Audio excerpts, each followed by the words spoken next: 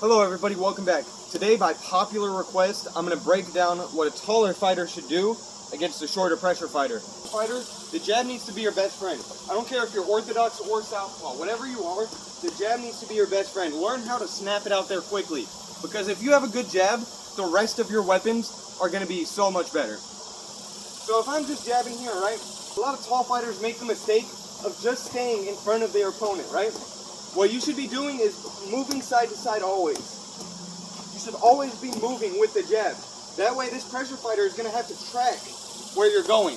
If you're just standing in front of them like this, they're going to get to your body eventually. You need to be moving with the jab.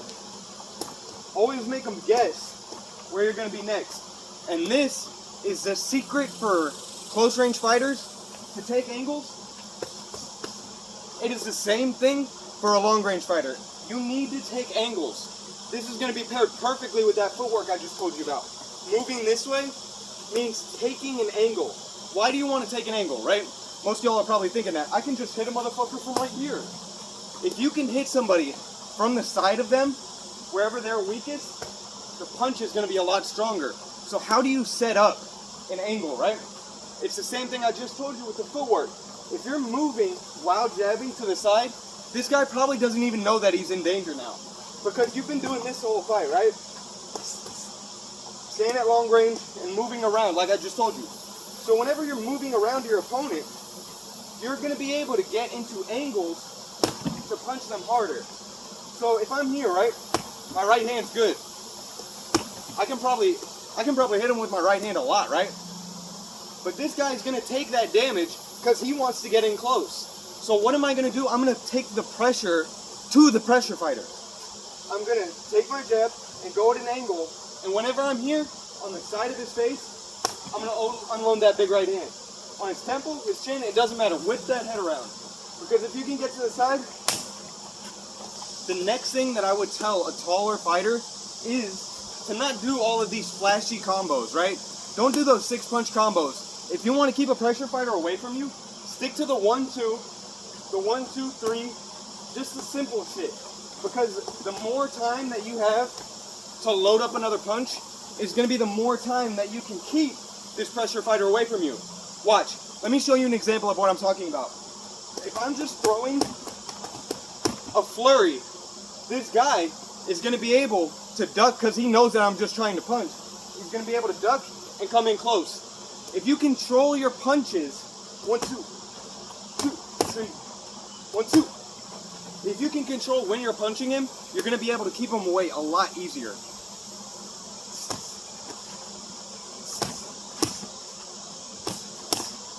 See, now I'm a lot more controlled in my technique. And now, this is where this is going to kind of split this video. That was only boxing. Now I'm going to tell you what you should do if you're a taller fighter and you're in MMA or you're in Muay Thai. Whatever it is, this will work for MMA completely. So if you're a taller fighter, you should be, don't think of it as long range. Think of it as your range. You want to keep them at whatever range you can punch and kick them. Don't think of it as like, I'm going to say a long range fighter. Now I can't hit him. A long range fighter will use their range to their advantage. So if I'm here, I need to know that I can still hit him with a cross and I can still hit him with a jab from here. If I know my range, I'm going to be able to pair so many more combos together. Watch. So if I'm here at my range, I know if he tries to come forward, I snap that body kick out, right? Because every time I should be trying to get some distance. Shit.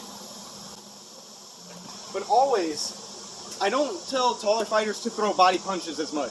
Of course you can do it, but I'd say body kicks are where it's at. Just lift up that leg and this dude will never be able to come close if you're just front kicking the whole time. Keep a smaller fighter away by using your long range attacks. I'm going to use my front kick to keep him away because I know if the pressure fighter, look, watch, I'm about to show you a secret. A pressure fighter always wants to be right here because that's the only place that they can punch or kick you. If they're right here, they can do everything they want to do. But if you're over here, this guy can't do anything now. His whole goal is to try to get in here and hit your body so he can knock you out with a big shot to the chin, right? So if you are keeping him away from his striking distance and keeping him at your range, this dude is gonna have, first off, he's gonna have problems. And second, he's gonna get frustrated. Whenever you get somebody frustrated because you're pumping out these kicks, jab,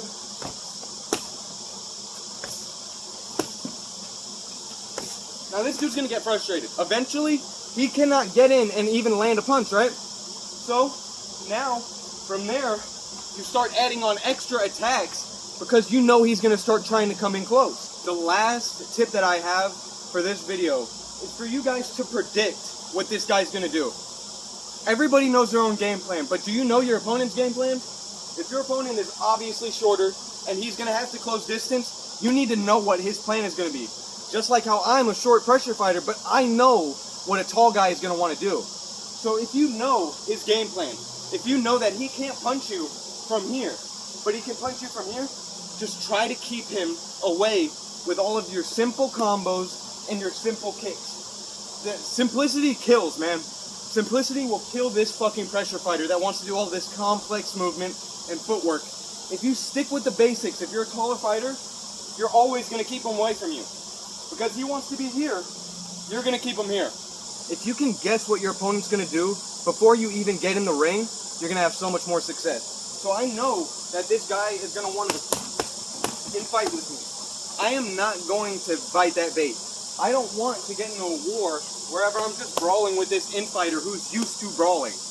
What I want to do is keep it technical and know what my game plan is as well as what his game plan is. I know that he's going to try to make me frustrated as the taller fighter, right?